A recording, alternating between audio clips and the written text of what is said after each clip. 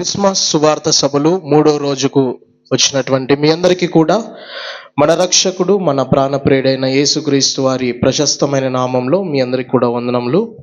మరి గడిచినటువంటి 2 రోజులు మరి ఈ రోజు కూడా చాలా చక్కగా ఈ యొక్క సువార్త సభలు జరిగినాయని నేను విన్నాను. మరి మీరంతా కూడా వాక్యము ద్వారా ఆశీర్వదించబడ్డారు, దేవుని యొక్క వాక్యము ద్వారా బలపరచబడ్డారని నేను విశ్వసిస్తా ఉన్నాను. మరి ఈ సమయంలో 2వ వర్తమానము వినడం అనేది కూడా చాలా కష్టమైనది. ఎందుకంటే కొంచెం చలిగా ఉంది, టైం ఇస్తే వెళ్ళి ఇంకా భోజనాలకు వెళ్ళిపోయి పడుకుందామనే ఆలోచనలో కూడా ఉంటారు. నిద్ర కూడా ముంచుకొని వస్తూ ఉంటుంది. ఎందుకంటే సాతాను చేసే పని ఏంటంటే పాటలు పాడుతున్నప్పుడు నిద్ర వచ్చేటట్లు చేయడు, నువ్వు ప్రార్థన చేస్తున్నప్పుడు కూడా నేను డిస్టర్బ్ చేయడు. వాక్యం వినాలంటే మాత్రం నేను డిస్టర్బ్ చేస్తాడు, వినకూడదని డిస్టర్బ్ చేస్తాడు. ఎందుకు డిస్టర్బ్ చేస్తాడంటే ఎక్కడ వాక్యం విని వాళ్ళ జీవితాలని సరి చేసుకుంటారేమో అని భయపడి సాతాను ఏం చేస్తాడంటే వినకుండా పిల్లల ద్వారా ఏదో ఒక చిన్న డిస్టర్బెన్స్ వచ్చేలా చేయడము, లేదా మీకు నిద్ర కలిగేలా చేయడము, ఏవో ఆలోచనలు వచ్చేలా కలిగించడము, ఇలాంటివన్నీ చేస్తూ ఉంటాడు అనమాట. కాబట్టి వీటన్నిటికీ మనము చోటు ఇవ్వకుండా మన దృష్టి, ఏకాగ్రత, ధ్యాస అంతా కూడా వాక్యం మీద ఉంచడానికి ప్రయత్నం చేయండి. చిన్న ప్రార్థన చేసుకుందాం, అందరూ తల వంచండి. చిన్న ప్రార్థన చేసుకొని మనము వాక్యంలోనికి వెళ్దాం. సకల ఆశీర్వాదములకు కారణభూతుడైన మహా గొప్ప దేవ, సర్వశక్తిమంతుడా, సర్వసృష్టికర్త, సర్వోన్నతుడా, సర్వంతర్యామి, మీ ఉన్నతమైన శ్రేష్టమైన పరిశుద్ధమైన నామమును బట్టి మీకు వందనములు, మీకు స్తుతులు, స్తోత్రములు. మరి యొక్క క్రిస్మస్ సువార్త సభలు 3వ రోజు మరి చివరి యొక్క ఉపదేశము ప్రసంగము వినిపించబడుతుండగా మీ సన్నిధిని మా మధ్యలో ఉంచి మనం వేడుకుంటున్నాం. బిడ్డలకు కావాల్సినటువంటి ఆత్మీయమైనటువంటి ఆహారమును నా నోటి ద్వారా మీరే మాట్లాడండి. నా జ్ఞానము కాదు, నా తెలివి కాదు, నా రీసెర్చ్ కాదు, కానీ ప్రభా మీరే మీ బిడ్డలతో మాట్లాడమని, మీకు కావాల్సినటువంటి వాక్యమును మీరు మా అనుగ్రహించమని ప్రార్థిస్తూ ఉన్నాం. మరి అక్కడున్న ప్రతి ఒక్కరూ కూడా లోతైనటువంటి మర్మాలు తెలుసుకొని వారి జీవితాలను మీ చిత్త ప్రకారంగా మార్చుకొని మీ ఉద్దేశం నెరవేర్చే బిడ్డలుగా దీవించి ఆశీర్వదించమని యేసు నామంలో అడిగి ప్రార్థించి ప్రారంభిస్తున్నాము తండ్రి, ఆమేన్. మంచిది. మరి ఈ సమయంలో మనము క్రిస్మస్ సువార్త సభలను మనం ధ్యానించుకుంటున్నాం. ఈ క్రిస్మస్ సువార్త సభలు చివరి రోజు చివరి ప్రసంగం ఇది. నేను ఎక్కువసేపు టైం తీసుకోను, చాలా త్వరగానే ముగించే ప్రయత్నం చేస్తాను. చాలా ఓపికతో ఉన్నారు, ఇంకొద్దిసేపు ఓపికతో ఉండండి. ఇప్పుడు కొన్ని మాటలు ఏం మాట్లాడుకుందామంటే, మొన్ననే మనం ఏం చేసుకున్నాము, క్రిస్మస్ పండుగను జరుపుకున్నాం. కాబట్టి క్రిస్మస్ పండుగ మనం జరుపుకున్నాము. అయితే యేసుక్రీస్తు ప్రభు యొక్క పుట్టుకలో ఉన్నటువంటి కొన్ని విశిష్టతలను మనం తెలుసుకొని కొన్ని విషయాలను మనం ధ్యానించుకుందాం. అంటే ఆయన ఎందుకు రావడం జరిగింది, ఆయన రాకకు కారణం ఏంటి, ఆయన రావడం వలన వచ్చిన ఫలితాలు ఏంటి, ఆయన పుట్టుకకు మనం ఎలా ప్రతిస్పందించాలి అనే విషయాలను మనం తెలుసుకుందాం. మరి ఆయన పుట్టుకలో ఉన్నటువంటి గొప్పతనాలు ఏంటంటే, మనకు పరిశుద్ధ గ్రంథంలో ఆయన పుట్టుక గురించి ఎక్కడ చూస్తాము పుట్టుక గురించి మనము కొత్త నిబంధనలో అయితే సువార్తల్లో ప్రారంభించబడుతుంది. పాత నిబంధనలో ఎక్కడ యెషయా గ్రంథం, ఇదిగో కన్యక గర్భవతి అయి కుమారుని కనును, అతనికి ఇమ్మానుయేల్ అని పేరు పెట్టుదు. ఇక్కడైనా ప్రారంభించబడింది కాదు. ఆది కాండములోనే దేవుడు యేసుక్రీస్తు ప్రభు మీద ఒక ప్రణాళిక కలిగి ఉన్నాడు. ఎక్కడ కలిగి ఉన్నాడు అంటే, ఆదాము అవ్వలు చేసినటువంటి తప్పు, వారు చేసినటువంటి పాపము కారణంగా దేవుడు ఆదామును పిలిచి ఏమన్నాడు, నీ వల్ల నేల శపించబడింది, ఇక నుండి భూమి తన సారవంతమైనటువంటి ఫలం ఇవ్వదు, నువ్వు చెమటోడిస్తే కానీ అది ఫలించదు, ఒకవేళ నువ్వు చెమటోడ్చినా కూడా అది ముళ్ళ పొదలను, గచ్చ పొదలను అన్నిటిని కూడా మొలిపిస్తుంది. పంట రావాలంటే నువ్వు కష్టపడాలా. మరి స్త్రీని పిలిచి ఏమన్నాడు, ఇక నుండి నీ ప్రసవాన్ని వేదనతో కంటావు అని చెప్పేసి ఆమెను చెప్పించాడు. తర్వాత జంతువులలో యుక్తి అయినది సర్పమును పిలిచి ఏమన్నాడు? ఇక నుండి నీవు మంటిని తిని బతుకుతావు, కడుపు మీద ప్రాకుకుంటూ జీవిస్తావు అని చెప్పి అక్కడ ఒక మాట చెప్తా ఉన్నాడు ఆయన. నీ సంతానముకు స్త్రీ సంతానముకును వైరము కలగజేస్తాను. ఇక్కడ ఈ మాటతో యేసుక్రీస్తు ప్రభు యొక్క అవతారము గురించి ఇక్కడ ప్రస్తావించబడింది. ఎందుకంటే పరిశుద్ధ గ్రంథములో వంశావళులన్నిటిని మీరు గమనించండి. అబ్రాహాము కుమారుడు యాకోబు, యాకోబు ఇస్సాకు, ఇస్సాకు కుమారుడు యాకోబు, యాకోబు కుమారుడు యోసేపు అని మగవాళ్ళ పేర్లు ఉంటాయి. స్త్రీ సంతానముగా పుట్టిన వాళ్ళు ఎవరైనా ఉన్నారంటే అది యేసుక్రీస్తు ప్రభు వారు మాత్రమే. ఎలా అంటారా? మరియమ్మ పురుషుని ఎరగలేదు. దూత వచ్చి భయపడకు మరియమ్మ, నువ్వు దేవుని వలన దయ పొందావు, నీ గర్భంలో ఒక కుమారుడు పుడతాడు అంటే నేను పురుషుని ఎరగలేదే, ఎలా సాధ్యమవుతుంది అంటే పరిశుద్ధాత్ముని వలన నీవు కుమారుని కంటావు, నువ్వు గర్భాన్ని ధరిస్తావు అని చెప్పినప్పుడు నీ దాసురాలని అని చెప్పి తను సమ్మతి తెలిపింది. అంటే ఇక్కడ యేసుక్రీస్తు ప్రభు యొక్క పుట్టుక అనేది ఒక ప్రణాళికబద్ధమైనది. ఎక్కడ? ఆదిలోనే ఆదామవ్వలు చేసినటువంటి తప్పు ఏవైతే పాపం చేశారో అక్కడే దేవుడు యేసుక్రీస్తు ప్రభువుని పంపించాలా, వీళ్ళు పాపం నుండి రక్షణ పొందాలంటే యేసుక్రీస్తు ప్రభు మరణించాలి అని ఆల్రెడీ డిజైన్ చేసేసాడు. రెండవది పరిశుద్ధమైనది ఈయన పుట్టుక. పురుషుని ఎరగకుండా ఏ పాపము చేయకుండా పరిశుద్ధంగా ఈయన జన్మించాడు, పరిశుద్ధంగా జీవించాడు. ఎందుకు పరిశుద్ధంగా జీవించాలి, ఎందుకు పరిశుద్ధంగా జన్మించాలి అంటే ఆదాము అవ్వలు చేసినటువంటి పాపము తరతరములకు వస్తూ ఉంది. ఆదాము అవ్వలు తప్పు చేశారు, అక్కడి నుండి బయటపడ్డారు. తర్వాత ఏమైంది? కయ్యూను తన సొంత తమ్ముడైనటువంటి ఏబేల్ని చంపాడు. కాబట్టి ఒక పరిశుద్ధమైనటువంటి జీవితము ఒక రావాలి అని చెప్పేసి ఒక వ్యక్తి ఉండాలి అని చెప్పేసి యేసుక్రీస్తు ప్రభు గురించి అక్కడే ఒక నిర్ణయించబడడం జరిగింది. తర్వాత ఈయన పుట్టుకలో ఉన్నటువంటి ఇంకా ప్రాముఖ్యమైన విషయం ఏంటంటే ఈయన పరలోక సంబంధమైనటువంటిది పుట్టుక అయినది. యేసుక్రీస్తు ప్రభు యొక్క పుట్టుక పరలోక సంబంధమైనది. ఆనాడు యూదుల ఆచారములో వాళ్ళ పాలెములో ఒక కుమారుడు జన్మిస్తే ఆ పాలెములో ఉన్నటువంటి ఆ ప్రాంతంలో ఉన్నటువంటి వ్యక్తులు వచ్చి పాటలు పాడి దేవుని స్తుతించి ఆరాధించారు. మరి యేసుక్రీస్తు ప్రభు పుట్టినప్పుడు ఎవరు వచ్చారు? ఎవ్వరు రాలేదు. ఆ ప్రాంతంలో ఉన్నటువంటి ఎవ్వరు రాలేదు. మళ్ళీ ఎవరు వచ్చారు? పరలోకంలో నుండి దేవదూతలే దిగి వచ్చి ఆయనను స్తుతించి ఆరాధించినట్లుగా మనకి కనబడతా ఉంది. మళ్ళీ తర్వాత ఇంకా ఏమున్నాయి ఈయన పుట్టుకలో ఇంకా ప్రాముఖ్యమైనవి అంటే ఈయన పాపులందరి కొరకు పుట్టినాడు. ఎవరి కొరకు అంట? పాపులు అందరి కొరకు ఈయన పుట్టినాడు. పాపముతో మానవాళి అంతా కూడా దేవునికి దూరం అయిపోవడం వలన యేసుక్రీస్తు ప్రభువు పాపులందరి కొరకు పుట్టడం జరిగింది. ఇక్కడ కొన్ని మాటలు మనము శాస్త్రాల్లో నుండి కూడా తీసుకోవచ్చు. శాస్త్రాలలో కూడా అంటే మనకున్నటువంటి మన దేశంలో నమ్మేటటువంటి శాస్త్రాలు, పవిత్ర గ్రంథాలు ఏవైతే ఉన్నాయో ఆ గ్రంథాలలో కూడా ఏమని ఉంటాయంటే జన్మనా జాయతే శూద్ర కర్మనా జాయతే ద్విజ అని ఉంటుంది. అంటే పుట్టుకతోనే అందరూ పాపులు, ఆ పాపము నుండి విముక్తి కలిగించు అని చెప్పేసి దేవుణ్ణి కోరుకుంటున్నారు, వేడుకుంటున్నారు. ఇంకొక శాస్త్రం ఉంది. ఏమని ఉంటుందంటే సర్వ పాప పరిహారో రక్త ప్రోక్షణం అవశ్యకం తద్రక్తం పుణ్యదాన బలియాగం అని ఉంటుంది. అంటే సర్వ మానవాళి యొక్క పాపానికి విరుగుడు ఏంటంటే కోళ్ళు, మేకలు, ఎద్దులు అవి కాడు వధించబడాల్సింది. మరి ఏం వధించబడాలంట? పరమాత్ముడే కిందికి దిగి రావాలి. పరమాత్ముని యొక్క రక్తం వలనే పాపానికి క్షమాపణ దొరుకుతుంది. పరిశుద్ధ గ్రంథం కూడా ఇదే చెప్పబడింది. ఏ భేదము లేదు, అందరూ కూడా పాపము చేసిన వాళ్ళే. అందుకే ఏప్రిల్కి రాసిన పత్రిక 9వ అధ్యాయం 22వ వచనంలో ఉంది, ధర్మశాస్త్రము ప్రకారము సమస్త వస్తువులను రక్తము చేత శుద్ధి చేయబడిననియు రక్తము చిందింపకుండా పాప క్షమాపణ కలుగదనియు సామాన్యముగా చెప్పవచ్చును. కాబట్టి ఇక్కడ రక్షకుడు ఎందుకు రావడం జరిగింది అంటే సర్వ పాపానికి, సర్వ మానవాళికి ఆ పాపం నుండి విముక్తి కలిగించడానికి ఆయన వచ్చినాడు.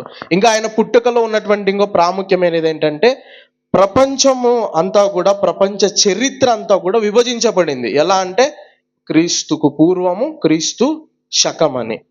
ఇవి ఆయన పుట్టుకలో ఉన్నటువంటి ప్రాముఖ్యమైనవి. మరి ఇప్పుడు మనం ఏం మాట్లాడుకుందామంటే, క్రిస్మస్ని మొన్న జరుపుకున్నాం కదా, కాబట్టి ఇప్పుడు ఆయన పుట్టడానికి గల కారణం ఏంటి, ఆయన పుట్టడం వలన వచ్చినటువంటి ఫలితం ఏంటి, ఆయన పుట్టాడు, జన్మించాడు, ఆయన చేసిన కార్యాలు అన్నీ కూడా మనకు తెలుసు. మనం ఎలా స్పందించాలి, ఎలా ప్రతిస్పందించాలి అనే విషయాలు మనం చూడాలా. సో ఇప్పుడు టైం లేదు కాబట్టి నేను మూడులో అంటే రీజను, రిజల్ట్, రెస్పాన్స్. రీజన్ అంటే కారణం, రిజల్ట్ అంటే ఫలితం ఏంటి, రెస్పాన్స్ అంటే ఎలా స్పందించాలనే విషయాల్ని, మొట్టమొదటి 2 విషయాల్ని ఒకే దాంట్లో చెప్పేస్తాను. అంటే కారణము, ఫలితం అనేది ఒకే దాంట్లో చెప్పేసి నేను ఎలా స్పందించాలనే విషయంలోనికి వెళ్తాను. సో ఇప్పుడు ఆయన పుట్టడానికి గల కారణం ఏంటి, ఆయన పుట్టడం వలన వచ్చినటువంటి ఫలితం ఏంటి అనేది మనం చూస్తే, యేసుక్రీస్తు ప్రభు ఎందుకు పుట్టాడు ఆయన ఎందుకు పుట్టాడు? మనం అందరం కలిసి ఏం చేయడానికి పుట్టాడంట? పండుగ చేసుకోవడానికి పుట్టాడు.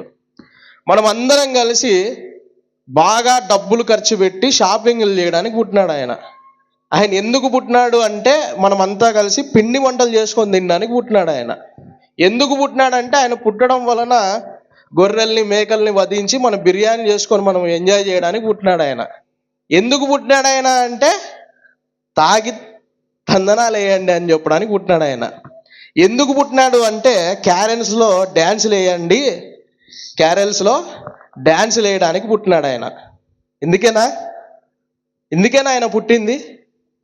మరి ఎందుకు పుట్టినాడు ఆయన అనే విషయాలు మనం చూద్దాం. ఇప్పుడు ఆయన పుట్టడానికి గల కారణం ఏంటంటే, మొట్టమొదటిగా మత్తయి రాసిన సువార్త 1వ అధ్యాయము 21వ వచనంలో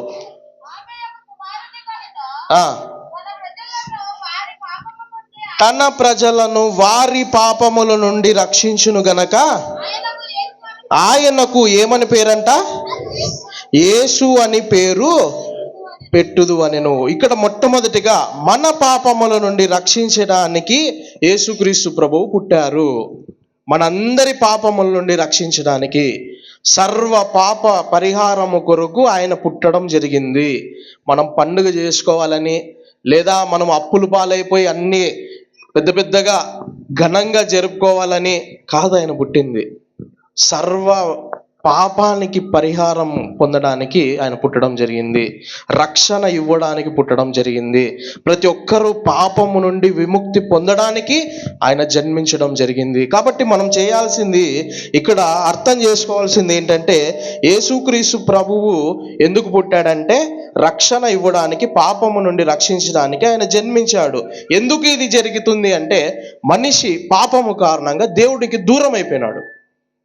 ఆదామవ్వ చేసినటువంటి తప్పు బాగా గమనించినట్లయితే, ఏదైనా వనంలో ఉన్నప్పుడు యేసుక్రీస్తు దేవుడు, తండ్రి అయినటువంటి దేవుడు, ఆయన రోజు కూడా ఏం చేసేవాడంట? ఏదైనా వనంకి వచ్చి వాళ్ళతో గడిపి, వాళ్ళతో సమయాన్ని గడిపి, వాళ్ళతో మాట్లాడి, వాళ్ళతో నడుచుకుంటూ ప్రతిరోజు గడిపేవాడు. కానీ వాళ్ళు ఎప్పుడైతే ఆ పండును తిన్నారో ఏం జరిగింది?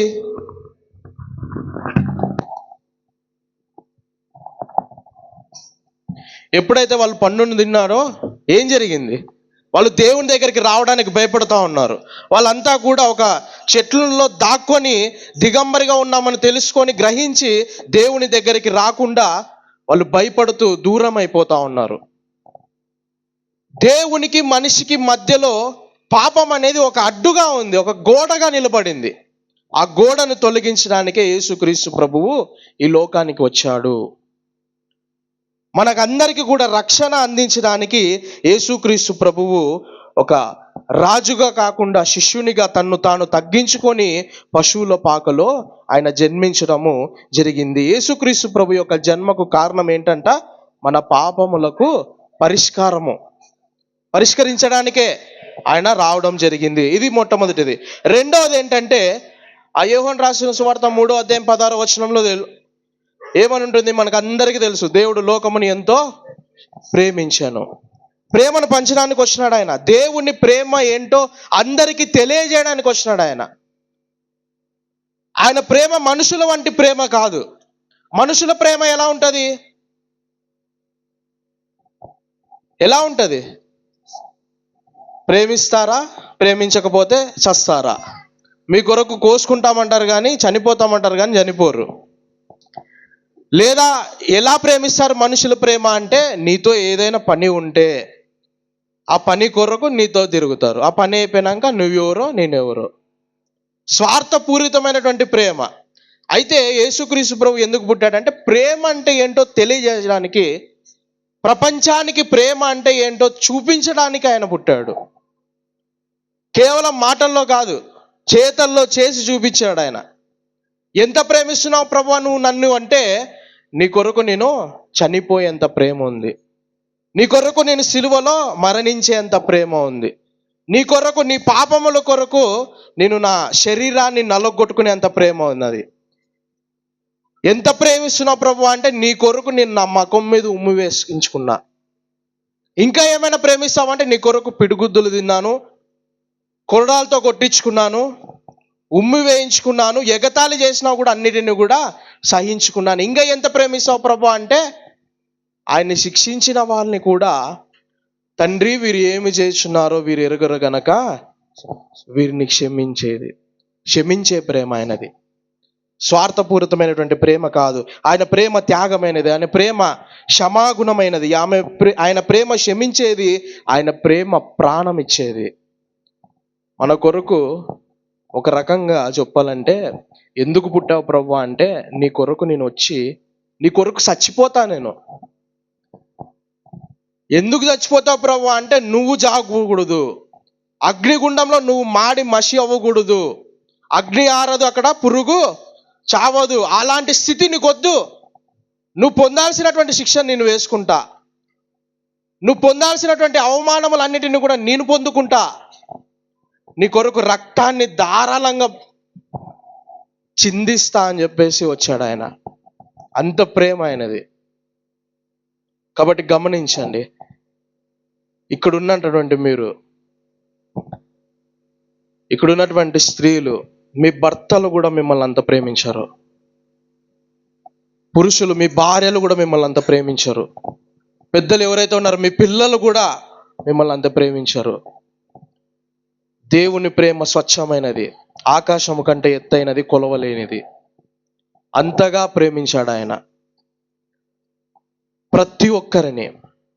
మనందరి కొరకు చనిపోవడానికి ఆయన లోకంలోకి వచ్చాడు.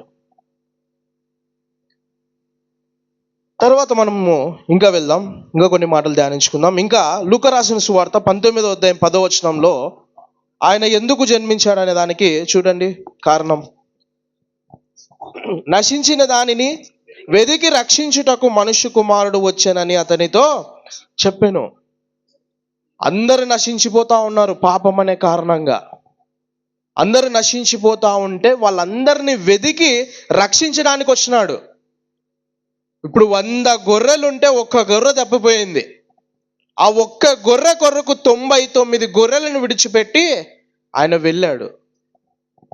అంటే ఎవ్వరు కూడా నశించిపోవడం ఆయనకి ఇష్టం లేదు. నీకున్నటువంటి వ్యసనాల కారణంగా, నీకున్నటువంటి పాపము కారణంగా నువ్వు దేవునికి దూరం అయిపోవాలని ఆయన ఆశపడటం లేదు. నీకున్నటువంటి వ్యసనం ఉంది నీకు, దాంతోనే నువ్వు దేవుని దగ్గరికి రా, నిన్ను మార్చగలే దేవుడు ఆయన. కాబట్టి ఆలోచన చేయి. నశించిపోతున్నాం, నేను దేవుని దగ్గరికి రాలేకపోతున్నానని ఆలోచన చేయొద్దు. దేవుడు వచ్చింది నీ కొరకే, నశించిపోతున్నటువంటి వారి కొరకే, నీతిమంతుల కొరకు ఆయన పిలువ రాలేదు. ఆయన పాపుల కొరకే ఆయన పిలువ వచ్చాడు అని చెప్తాడు ఆయన. ఇంకా ఆయన ఏమంటున్నాడంటే, పాపంలో ఉన్నటువంటి వారి కొరకు వచ్చినాడు, బాధల్లో ఉన్నటువంటి వారి కొరకు వస్తా అంటున్నాడు. నిరాశలో ఉన్నటువంటి మనిషిని వదిలిపెట్టకుండా ఆయన మనందరి కొరకు వెదక్కుంటా రావడం జరిగింది. ఇంకోటి చూద్దాం మనము. ఇంకోటి ఏమంటే, ఈయన రావడానికి, ఈయన వచ్చి ఆయన రావడం వలన వచ్చిన ఫలితం ఏంటో చూద్దాం. ఇక్కడ మత్తయి రాసిన సువార్త 1వ అధ్యాయము 23వ వచనంలో ఉంది. ఇదిగో కుమారుని కనును, ఆయనకు ఇమ్మానుయేల్ అనగా దేవుడు మనకు తోడు. ఇమ్మానుయేలుగా ఉండడానికి వచ్చినాడు. ఇక్కడ మీరు అందరూ మీ తలల పైకెత్తి బాగినల్లా. దేవుడు తోడుగా ఉండడానికి వచ్చినాడు. ఒంటరిగా ఉన్నావని బాధపడుతున్నావా? కాదు, నువ్వు ఒంటరిగా లేవు. దేవుడు మీకు తోడుగా ఉన్నాడు. ఎగ్జామ్ భయం అని బాధపడుతున్నావా? దేవుడు నీకు తోడుగానే ఉండి రాపిస్తాడు. ఉద్యోగాలు రావడం లేదని నువ్వు బాధలో ఉంటున్నావా? నువ్వు ఒంటరిగా లేవు, నీకు తోడుగా ఉన్నాడు దేవుడు. పెళ్ళిళ్ళు కావడం లేదని, పిల్లలు పుట్టడం లేదని నువ్వు బాధపడుతున్నావేమో, దేవుడు మనకు తోడు, ఎప్పుడు కూడా మనకు తోడుగానే ఉంటాడు. నీ బాధల్లో తోడుగా ఉంటాడు, నీ కన్నీళ్ళలో తోడుగా ఉంటాడు, నీ సమస్యల్లో తోడుగా ఉంటాడు, నీ నిరాశలో తోడుగా ఉంటాడు. ప్రతి సమయంలో కూడా నీకు తోడుగా ఉండి నీకు మంచి ఆలోచన చెప్తూ నేను ముందుకు నడిపించే దేవుడు. అందుకే ఆయన పేరే ఇమ్మానుయేల్. ఇమ్మానుయేల్ అనగా దేవుడు మనకు తోడుగా ఉండే దేవుడు. విడిచిపెట్టేవాడు కాదు. నీకు ఒక సమస్య వచ్చిందని విడిచిపెట్టేవాడు కాదు. నీకు ఏదైనా కష్టం వస్తే నీ బంధువులు దూరం అయిపోతారేమో, మన దేవుడు దూరం అయిపోడు. నిన్ను అందరూ నిందిస్తుంటే, అవమానిస్తుంటే, హేళన చేస్తుంటే, అందరు చుట్టుపక్కల ఉన్న అందరూ కూడా నిందిస్తుంటే, అందరు నిన్ను విడిచిపెట్టి వెళ్ళిపోతారు. కానీ దేవుడు నిన్ను విడిచిపెట్టి వెళ్ళేవాడు కాదు. ఆయన ఇమ్మానుయేల్, మనకు తోడుగా ఉండే దేవుడు. గమనించండి. ఇంకా మనం చూసుకుంటే ఈయన రావడానికి ఇంకొక ముఖ్య కారణము యోహాను రాసిన సువార్త 1వ అధ్యాయం 9వ వచనంలో ఉంది.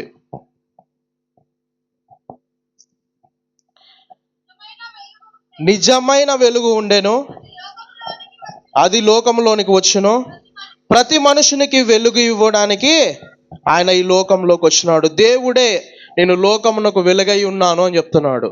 అందరము కూడా సాతాను బంధకములతో ఉంటే, గాఢాంధకారపు లోయల్లో ఉంటే, ఆయన వెలుగుగా మనం దగ్గరకు వచ్చినాడు ఆయన. ఇప్పుడు ఈ లైట్లన్నీ బంద్ చేసి మీరు ఇక్కడ నుండి అక్కడికి వెళ్ళాలంటే చాలా భయం అయిపోతుంది. వెళ్ళగలమా మనము? చీకటిలో ఉన్నటువంటి ప్రదేశంలో మనము నడుచుకుంటూ వెళ్ళగలమా అంటే నడవలేం. ఏ పురుగు ఉంటుందో, ఏ కీటకాలు ఉంటాయి, ఏముంటుందో, విషపూరితమైనవి ఏమో తెలియదు మనకు. లైట్లు లేకుండా నువ్వు రోడ్డు పైకి వెళ్ళలేవు. లైట్లు లేకుండా నీ ఇంట్లో నీ బాత్రూమ్కి కూడా పోలేవు. నువ్వు పోగలమా? పోలేం. జారుకొని ఏడబడతామో కూడా తెలియదు. సోప్ మీద కాలేసినామంటే అట్లా నెత్తి పగులుతుంది. కాబట్టి దేవుడు ఇక్కడ నీకు వెలుగుగా ఉండడానికి వచ్చినాడు ఆయన.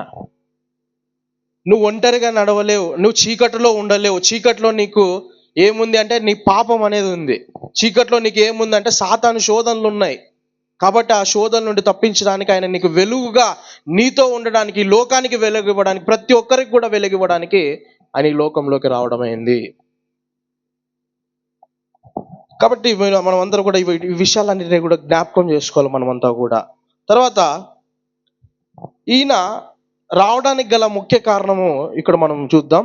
కొరింథీయులకు రాసిన పత్రిక 2వ కొరింథీ 5వ అధ్యాయం 17వ వచనము. 2 కొరింథీ 5:17 చదవండి. 2 కొరింథీ 5:17 కాగా ఎవడైనను క్రీస్తు నందున్న ఎడల వాడు నూతన సృష్టి, పాతవి గతించెను, ఇదిగో క్రొత్తవయ్యెను. ఇక్కడ ప్రాముఖ్యమైన దానిలోకి వచ్చాం మనము. దేవుడు ఎందుకు వచ్చాడంటే మనకు మారే అవకాశం ఇచ్చాడు. ఆదాము చేసినటువంటి తప్పు వలన ప్రతి ఒక్కరు కూడా పాపానికి బానిసలైపోయినారు. ప్రతి ఒక్కరు కూడా పాపములు చేసుకుంటూ వెళ్తూనే ఉన్నారు. కాబట్టి మన వాళ్ళందరికీ కూడా మారే అవకాశం ఇచ్చినాడు. మీరు మారితే, ఇక్కడ రాయబడింది ఏంటంట, క్రీస్తులో ఉన్నవాడు నూతన సృష్టి, ఇదిగో పాతవి గతించెను, ఇదిగో కొత్తవాయెను.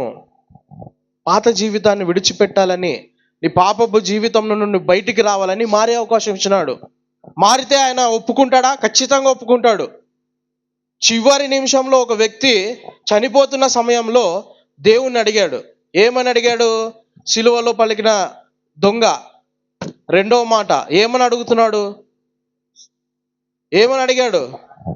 నీ రాజ్యంలోకి వచ్చినప్పుడు నన్ను జ్ఞాపకం చేసుకో అన్నాడు. అప్పుడు దేవుడు ఏమన్నాడంట? నువ్వు ఇన్ని రోజులు దొంగతనాలు చేస్తే మానవంగాలు హత్యలు చేసుకుంటుండి నువ్వు ఇప్పుడు వచ్చి మారతాను అంటే ఒప్పుకుంటానా?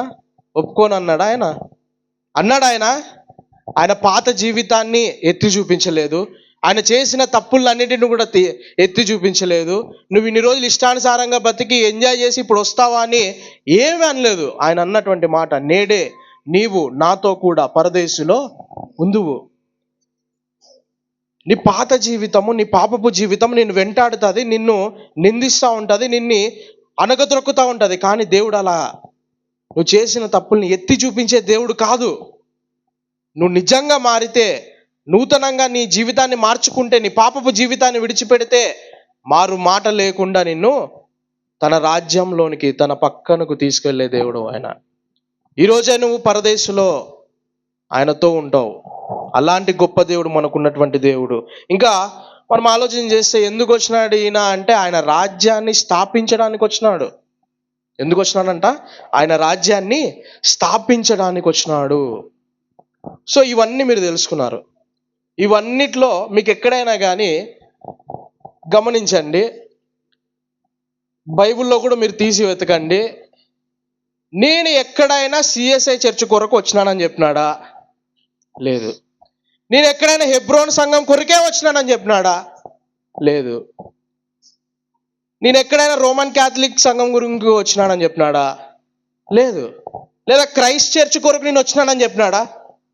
లేదు. ప్రతి ఒక్కరి కొరకు ఆయన వచ్చినాడు. మనమే ఇలా కంచెలు వేసుకొని బ్రతుకుతా ఉన్నాం. వాళ్ళు ప్రార్థనలు పెడితే మనం పోకూడదు, మన ప్రార్థనలకు వాళ్ళు రాకూడదు.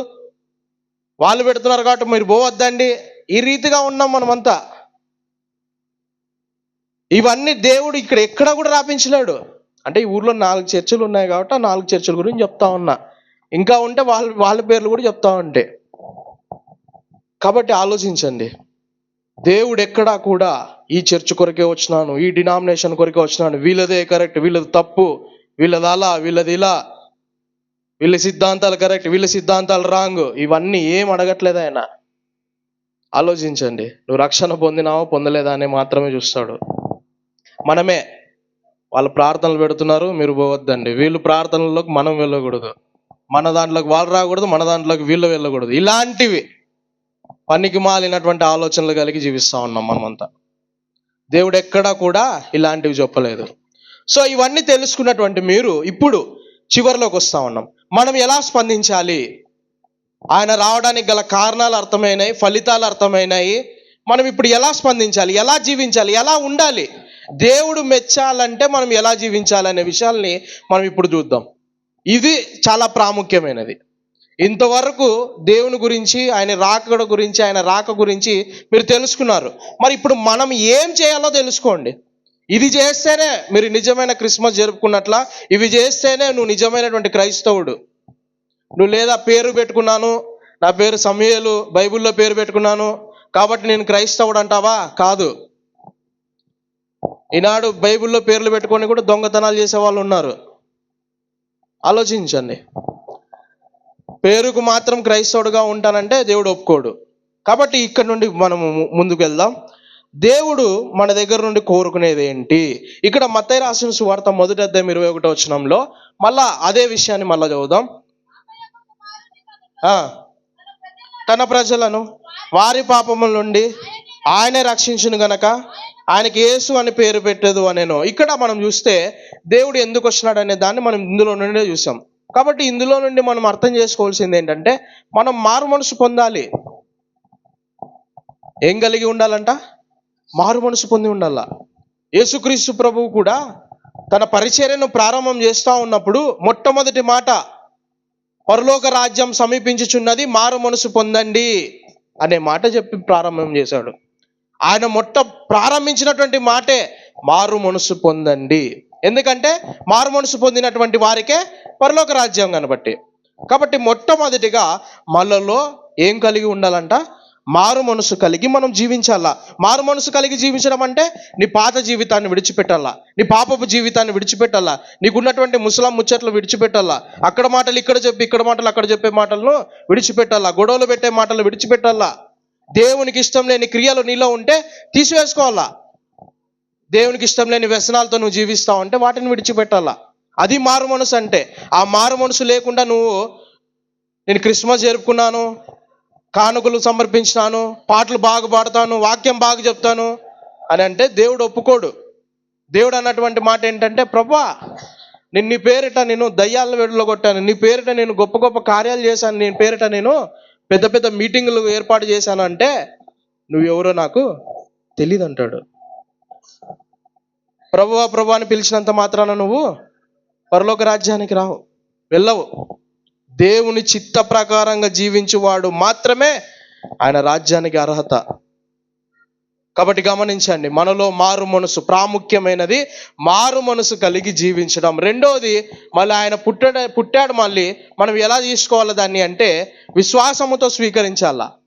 విశ్వాసము లేకుండా దేవునికి ఇష్టడై ఉండట అసాధ్యము. విశ్వాసం అనేది లేకుండా దేవునికి ఇష్టడై ఉండట అసాధ్యము. కాబట్టి మనము ఏమంటున్నాడంటే ఆయన యోహాను సువార్త 1:12 తన్ను ఎందరు అంగీకరించారో వారికి అందరికీ, అనగా తన నామమునందు విశ్వాసం ఉంచిన వారికి దేవుని పిల్లలగుటకు ఆయన అధికారం అనుగ్రహించను. ఆయనను స్వీకరించడానికి, ఆయన స్వీకరించే వారికి ఏం చేస్తానంటాడు? దేవుని పిల్లలు అయ్యే అధికారాన్ని ఇస్తా ఉన్నాడు ఆయన. కాబట్టి నువ్వు చేయాల్సిన రెండో పని విశ్వాసముతో యేసుక్రీస్తు ప్రభుని రక్షకుడిగా నువ్వు స్వీకరించాలి. మొట్టమొదటిది మారు మనసు పొందాలి, రెండవది విశ్వాసముతో రక్షకుడిగా ఆయనను స్వీకరించాలి. తర్వాత మూడవది చూద్దాం మనము, ఆ గొర్రెల కాపరులు చేసినటువంటి పని. లూకా రాసిన సువార్త 2:20 వాళ్ళు ఏం చేస్తున్నారు చూడండి. ఇక్కడ లూకా రాసిన సువార్త 2:20 అంతటా ఆ గొర్రెల కాపరులు తాము విన్న వాటిని కన్న వాటిని గూర్చి దేవుణ్ణి మహిమపరచుచు స్తోత్రము చేయుచు తిరిగి వెళ్ళిరి. ఇక్కడ ఆయనను ఏం చేయాలంటే ఆరాధించి గణపరచాల. దేవుణ్ణి ఏం చేయాలంటే మనము ఆరాధించి గణపరచాల. గొర్రెల కాపరులు చేసిన పని ఆరాధించి గణపరిచారు. యేసుక్రీస్తు ప్రభు పుట్టాడని ఫస్ట్గా తెలిపింది ఎవరికంటే గొర్రెల కాపరులకి. వారు ఆ సమాజంలో అణగద్రొక్కబడినటువంటి వాళ్ళు. అలాంటి వాళ్ళకే దేవుడు ఆయన రాకడ గురించి ప్రారంభంలో తెలిపాడు. వాళ్ళు వెళ్ళి ఏం చేశారంట? ఆరాధించి గణపరిచారు. మనం ఏం చేయాలి? పాటలతో ఆరాధించాలి, ప్రార్థనతో ఆరాధించాలి, మన జీవితాన్ని దేవునికి సమర్పించుకొని ఆరాధించాలి. ఇది గుర్తుపెట్టుకోండి, మన జీవితాన్ని దేవునికి సమర్పించుకొని ఆరాధించాలి. అది కాకుండా నువ్వు ఏం చేసినా కూడా వ్యర్థమే. ఇంకోటి మనం చేయాల్సింది ఏంటంటే, యేసుక్రీస్తు ప్రభువు లూకా రాసిన సువార్తలో ఆయన ఏం చేశాడు చూడండి. 2:51 లూకా రాసిన సువార్త 2:51 అంతటా ఆయన వారితో కూడా బయలుదేరి నజరేతునకు వచ్చి వారికి ఎలా ఉంటున్నాడు? ఈయన లోబడి ఉండెను. ఆయన పుట్టినది మొదలుకొని 30 సంవత్సరాల వరకు, అంటే ఆయన పరిచర్యలోకి వచ్చేంత వరకు కూడా తల్లిదండ్రులకు ఆయన ఎలా ఉంటున్నాడు? ఇక్కడ లోబడి జీవిస్తూ ఉన్నాడు, విధేయత కలిగి జీవిస్తూ ఉన్నాడు. దేవుని వాక్యాన్ని ఇక్కడ విని విడిచిపెట్టి వెళ్ళిపోవడం కాదు. ప్రతి ఆదివారం నీకు దేవుని వాక్యం వివరించబడతా ఉంది. నువ్వు ఎలా జీవించాలో వాక్యంలో చూపించి మాట్లాడుతున్నారు దైవ సేవకులు. ఆ వాక్యాన్ని విని నువ్వు ఏం చేయాలా? ఈ చెవులో విని ఈ చెవులో విడిచిపెట్టాలి. అంతే కదా? అంతేనా కదా? మళ్ళీ ఏం చేయాలా? లోబడి జీవించాలా, విధేయత కనపరచాలా.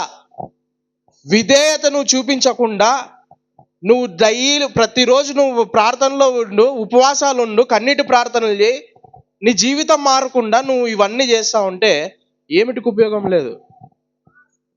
కాబట్టి ఆలోచించండి, దేవునికి విధేయత కలిగి లోబడి జీవించండి. తర్వాత ప్రేమను పంచాలా. ప్రేమించేది గుణం మనకు ఉండాలా. యేసుక్రీస్తు ప్రభు ఎలా జీవించాడంటే తన శత్రువులు కూడా ప్రేమించమని చెప్పాడు. ఆయన ఎలా జీవించాడు అంటే, నీ కుడి చెంప మీద కొడితే ఎడమ చెంపని చూపించమన్నాడు. ఒక మాట అంటే 2 మాటలు అనమని, బూతులు మాట్లాడమని, గొడవలకు వెళ్ళమని, లేనిపోని మాటలు మాట్లాడమని ఇలాంటివి కాదు చెప్పింది దేవుడు. ప్రేమను పంచాలి. ఎక్కడ పంచాలా? నీ కుటుంబంలో ప్రేమను పంచు. ఇంకా ఎక్కడ పంచాలా? సమాజంలో నీ ప్రేమను పంచు. ఇంకా ఎక్కడ పంచుతావు? సంఘంలో ప్రేమను పంచు.